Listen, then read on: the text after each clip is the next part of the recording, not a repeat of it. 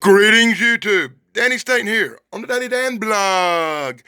You know, I was planning this week to get back to checking out the Witching Hour comic books, but then I got a hold of this.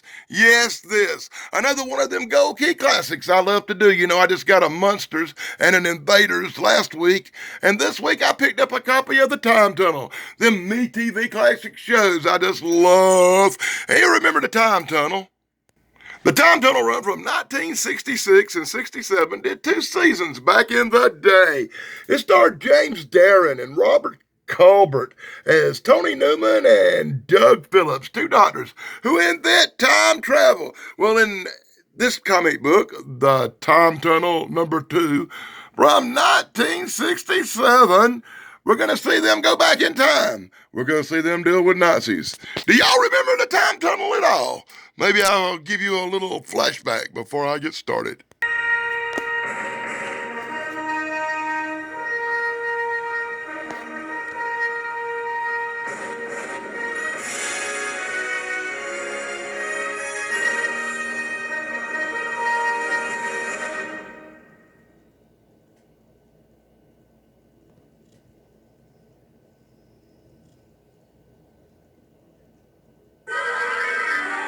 Two American scientists are lost in the swirling maze of past and future ages during the first experiments on America's greatest and most secret project, the Time Tunnel.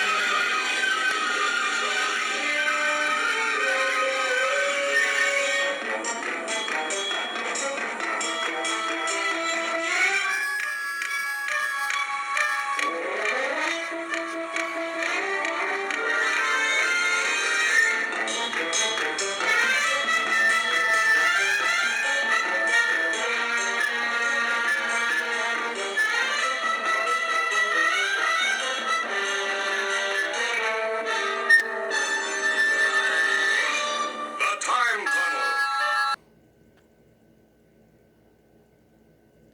The Grand Labyrinth is a fantastic invention which cost billions of dollars. The Time Tunnel. But what does it cost a man to face the incredible dangers of the past or the unknown secrets of the future?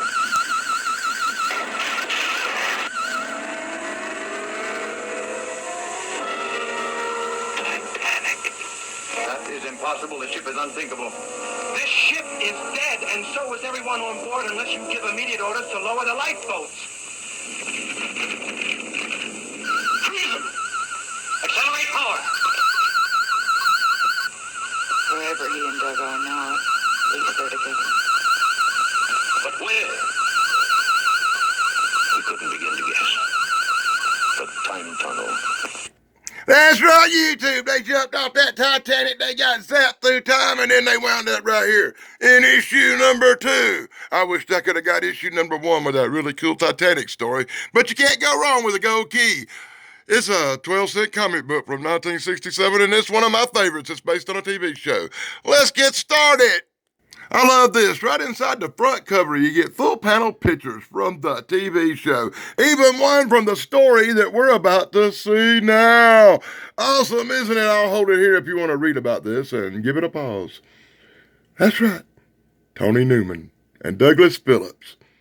Two doctors traveling through time.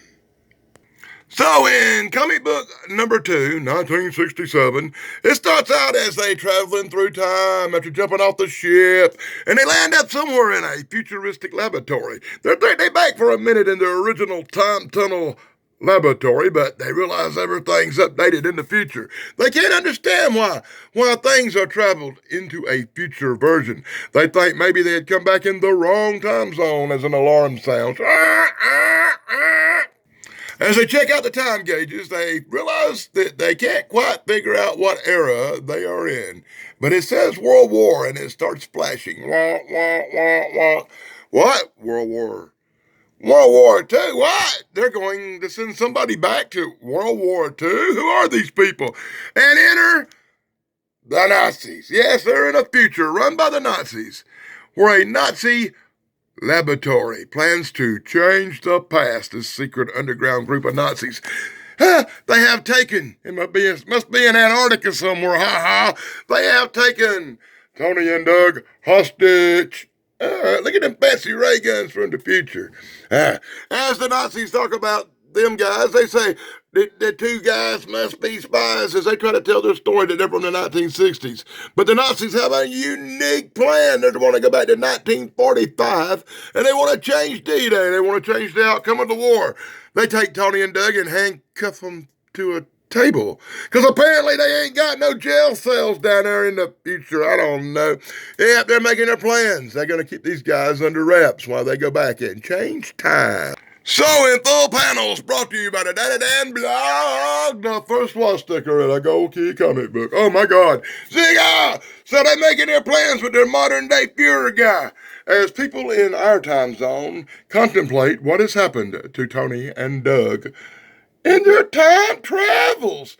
And these guys plan to go back to D-Day as they go through the map of the D-Day invasion of Normandy back in 1945, making their plans to change time as Tony and Doug do their usual escape thing, because they escaped a lot in the Time Tunnel episode. Yes, it's true, they did.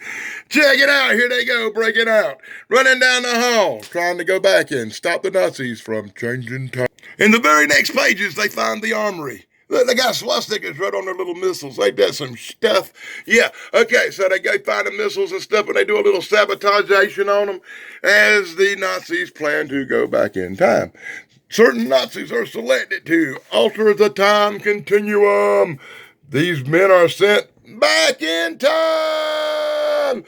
Tony and Doug quickly follow them by sneaking back through the machine and back in time as the Allies invade the beaches of Normandy on D-Day.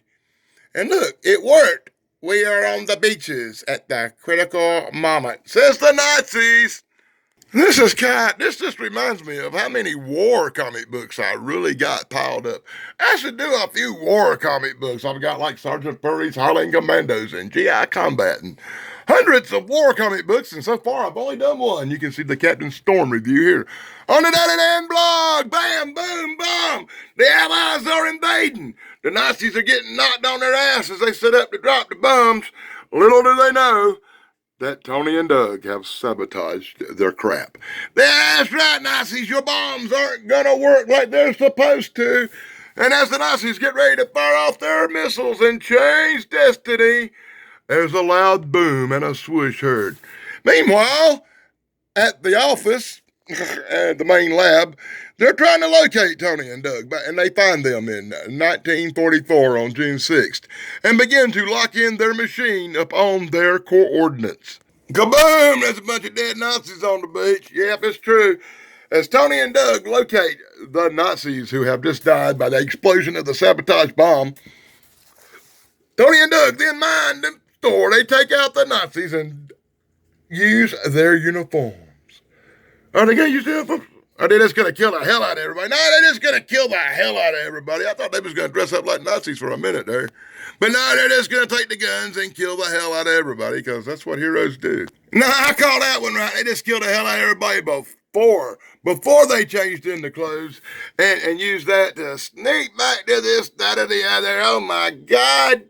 And then she hears them talking about the other time machine. That's what confused me. As Tony and Doug use the re-antilator, whatever the hell that is, to go back in time. Whoops, see, they vanished right there. And they vanished back to the other time zone, where they're fighting the Nazis back in the future. As they're locked in on them here, they're seeing all their exploits and they're tripping. How can these Nazis be in the future? As they set the base to blow up. Oh my God, they're trying to destroy the Nazi base in the future. As hand-to-hand battle ensues. That's right. Tony and Doug are setting the Nazi bomb to self-destruct. Tony and Doug are like almost stopped by the Fuhrer who's shooting at them. The future Fuhrer. This isn't Adolf Hitler. This is another Fuhrer. Tony and Doug jump, and they're thinking they're fixing to die. But just then, they're pulled through time by the people at the lab as the machine in the future blows up, killing all the future Nazis, or wherever the hell, Antarctica, wherever the hell these guys were, yeah. And check this out in the middle of the book. You get this Alien on a Mission comic. Aliens rolling around, and of course he gets Roswelled by a jet fighter. But apparently it don't work too good for the jet fighter. He's the one parachuting to the ground. You don't want to mess with them aliens. Look, he sees a fire hydrant. He fires upon it, and water comes up out the ground. What a crappy cartoon. Yeah, he causes everybody to run in fear, even though this alien's about 3 inches high. Hey, look, he found a little box in a backyard. He's got to check that out. And as the alien checks it out, it's a Jack in the Box, and it comes out and scares him to death. It scares him so bad he gets in his spaceship and flies home. What a stupid piece of crap that was. And as we get the big ads in the middle, we get to see the picture dictionary and learn all about the electromagnetism and scientists and who invented this, that, and the other back in the day. And you can read this crap if you want to. I've already got a headache from the commercials. I almost want to break out the sponsors on this one. But I'll give it enough where you can pause it and read all about people who make scientific advancement back in the past. And then we get that wonderful little thing where you goofy little bastards got to draw pictures and send them in and have them published in the comic book. And these are all art pieces sent in by the fans. And on the very next page, we get the Monster Museum. More fan art drawn by Goose. I bet Michael Marone drawed that one because it kind of resembles his grandma a little bit. And check this out. Hey, Yoshi, I bet this thing could be tearing up a village on your monster island somewhere, couldn't it? Okay, that's my shout outs. So that's right, at the end of the last story, Tony and Doug were sent flying through time. And as they flow through time, the people at the lab are like, where in the hell are they going to wind up? Hey, dude, that's good stuff! Yeah, that's good stuff. My friend Dave Sunstorm's channel. Be sure to check out my friend Dave Sunstorm. And while you're at it, check out my friend Pat McCormick on the Golden Rage of TV Retro TV Trivia. You'll love these guys.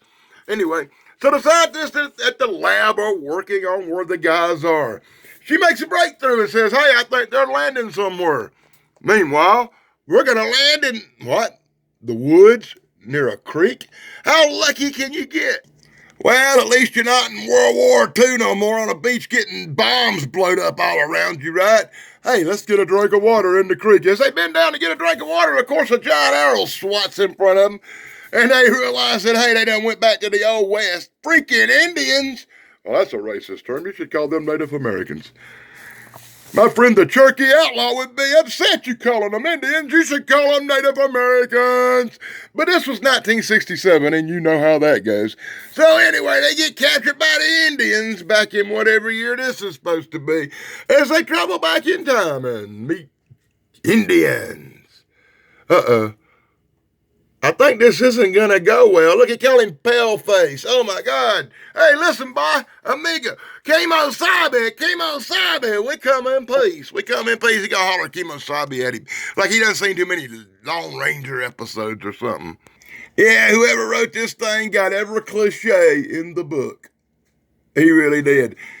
Because he actually say, not speak with forked tongue. Hey, That's making me crazy. Indians are like questioning Tony and Doug, and Tony and Doug are like, we don't know what's going on. We're dressed funny. So, and then they starting to ask about who?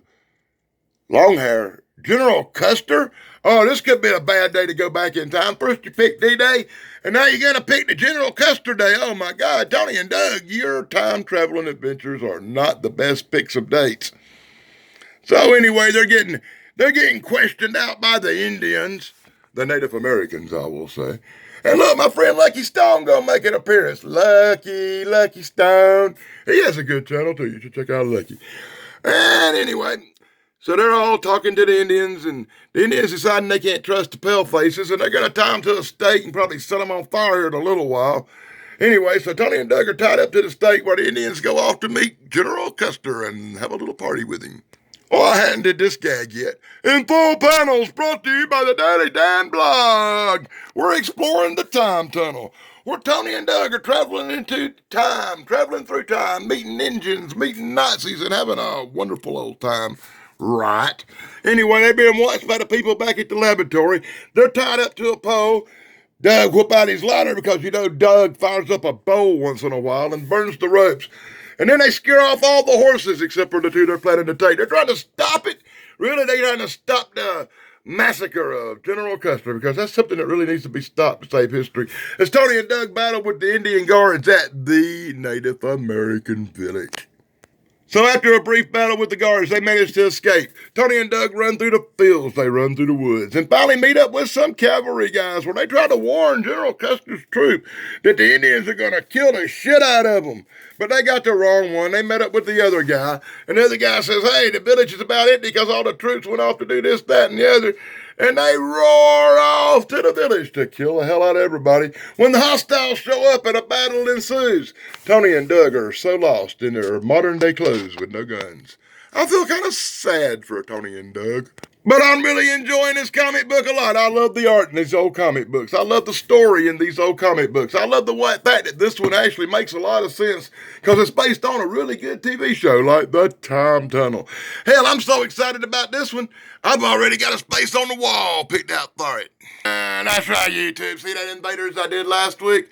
And the Monsters before that? I got some Lisville puppet stuff, and look, right there, a big empty space. That's where the Time Tunnel's gonna hang in this collection of classic Gold Key comics from the 60s, the 70s. You know, say it for Dave. Say it for Dave. You know, the good stuff. So as the battle rages on, the goofy Americans and the cavalry are attacking the Indian village, laying waste. The Indians show up and start attacking everybody. It's turning into a battle. These guys are actually fighting the Indians, fighting the Native Americans with Custer, while the lady at the lab's like, we gotta get them the hell out of here. They can't die at Custer's last stand. So as General Custer dies a horrible death, Tony and Doug are the last two men standing, fighting with the Indians, killing the hell out of people, when the lady at the lab hits the button. And suddenly, before the Indians' eyes, right before the Braves' eyes, Tony and Doug vanish in a puff of light. That's right, here they go, rolling and flying through time. And in comic book number 3, we'll see where they wind up. Yeah, YouTube, and that leads to the end of the last panel of the comic book. As we see the little quick take stupid shit, I'm not even going to read it or look at it. I'm just going to show it to you. You can take it for what it is. Oh my God. Why they put this shit in comic books is beyond me. But there it is. There it was, the last comical page. And then you get this garbage. Just for fun, we'll put some little things like this, jokes in the back. You can read them if you want to. I'll go slow enough. You can pause and read the little stupid jokes in the back of this mother beep. I beat myself, Dave. Are you proud of me? Because this comic book is a real mother beep piece of beep. Now, I like this comic book a lot. Really, I did. I have to give it like a 9 out of 10. The condition is excellent. The art is great. It had a wonderful story I could follow real easy. And in the back cover, you get more panels, more pictures from the Time Tunnel TV show. And I love that they put in the real pictures and stuff. And look, upcoming episodes let you know they're going to the Crusades in part 3. I'll be hoping I get some more of these Time Tunnel comic books. I really will. Oh my God, I would love to have that poster for the wall, but I'm going to put the cover up like I always do, even though sometime one day I want to get 2 copies of a book like this so I can put the front and back up on the wall. Because I love it when they have these posters on the back like this. It's so much better than a stupid ad where you sell some damn seeds or something, right, guys? So, YouTube, that's my look at the Time Tunnel. Number 2 from 1967, one of them really cool Gold Key comic books based on TV shows. You know, the good stuff. And I love it so much. I can't wait to get it on the wall. Great art, great story, wonderful condition. It's at least an 8.9 or a 9, and I couldn't be happier with it. Be sure to join me for the next comic book review and other videos here on the Daily Dan blog. And be sure to join me at 1 a.m. on Saturday nights for 13 o'clock live with Daily Dan, my YouTube stream, my little show. 2 hours of torture with Daily Dan. And until next time, this is Danny Staten on the Daily Dan blog. Be sure to like, subscribe, and ring the bell. And until next time, dare I say it the way I always do? Yes, I think I will.